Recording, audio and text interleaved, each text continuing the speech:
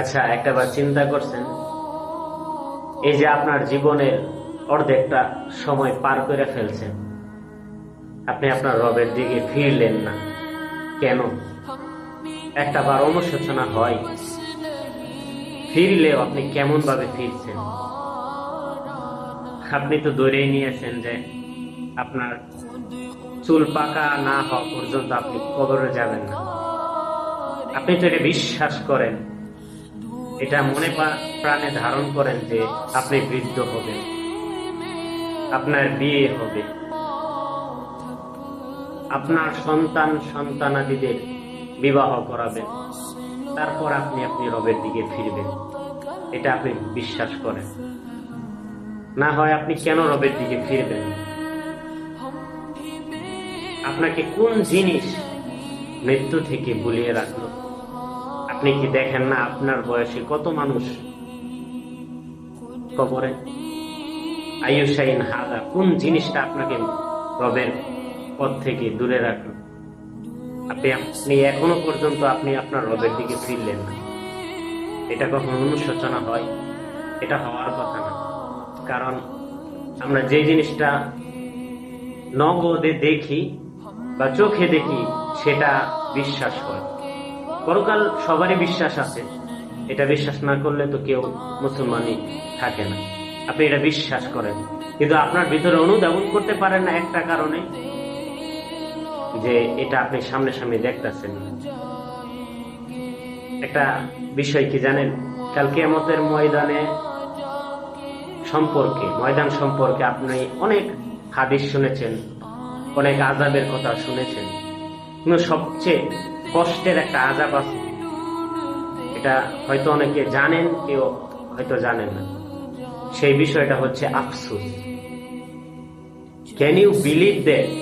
আপনি যদি অনেক নেক আমল নিয়েও জান্নাতে যান, তারপর আপনি আফসোস করবেন। এটা আপনার বিশ্বাস হয়? বিশ্বাস হয় না হওয়ারই কথা।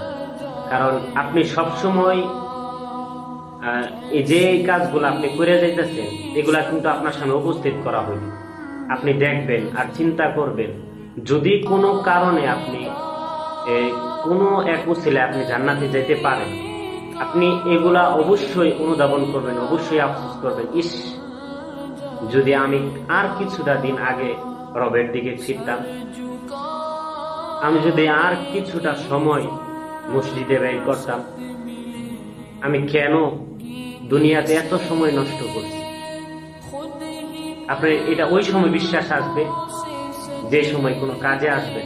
আমার এই কথাটাও আপনার হয়তো লাগবে না, আপনার জীবন হয়তো এভাবেই কাইটা যাবে। আপনি রবের দিকে ফিরবেন which day return to your রব। কবে? আপনার ভিতরে সেই অনুশোচনা তো আসে না, আসবারও কথা না। প্রত্যেকটা মানুষই আফসোস করবে, প্রত্যেকটা মানুষ আফসোস করবে, আমরা আফসোস করব। আমাদের জীবনের বহু সময় আমরা নষ্ট করছি, অনেকভাবে নষ্ট করছি, কিন্তু সেদিন কোনো কাজে আসবে। সামনে রমজান আসতেছে। রাসূল সাল্লাল্লাহু আলাইহি সাল্লামের যে হাদিসগুলো পড়লাম, রাসূল সাল্লাল্লাহু আলাইহি সাল্লাম রমজান মাস ব্যতীত যেই মাসে সবচেয়ে বেশি রোজা রাখতে বলছে সেটা হলো শাবান মাস। রাসূল সাল্লাল্লাহু আলাইহি সাল্লাম রজব ও শাবান মাসে এই দোয়াটা সবসময় বেশি পড়তেন, আল্লাহুম্মা বারিক লানা ফি রজব ওয়া শাবান ওয়া বাল্লিগনা রমাদান। যে রজব শাবানের উসিলা বা এই দুই মাস থেকে আল্লাহ তাআলা আমাকে রমজান মাস পর্যন্ত পৌঁছাইয়া দাও, সেই তৌফিক দান করো যেন আমি রমজান পর্যন্ত আমার হায়াতটা থাকে। রমজান মাস পরিবর্তনের মাস। আমরা সবাই চেষ্টা করি এখন থেকে আজকা কাম কাল পর না ডাল। এই বলতেছেন যে রমজান আসতেছে, আর কিছুদিন পরে নামাজ পড়া শুরু করব, কিংবা আর 2টা দিন যাক, একদম প্রথম রমজান থেকেই নামাজ পড়া শুরু করবেন।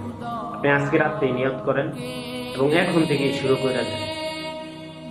কালকে করতে করতে বহু সময় আমরা পার করে ফেলছি।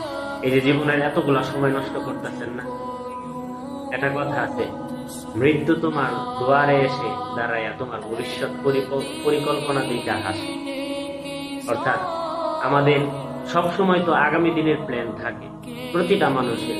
একজন কৃষকেরও আগামী দিনের প্ল্যান আছে, কারো 1 মাসের প্ল্যান আছে যে অমুক সপ্তাহ অমুক মাসে আমি অমুক জায়গায় যাবো বা এই কাজটা করবো। অথচ মৃত্যু তো আপনার কিছুক্ষণ পরে। এসব মৃত্যু আসা দেখতেছে, আর আপনি যে পরিকল্পনা করতেছেন, আপনার দুয়ারে মৃত্যু দ্বারায় হাসতেছে যে কিছুক্ষণ পরেই তো আমি তোমার কাছে আসবো, আর তুমি ভবিষ্যৎ পরিকল্পনায় চিন্তা নিয়ে ব্যস্ত। আফসোস, which day return to your Lord.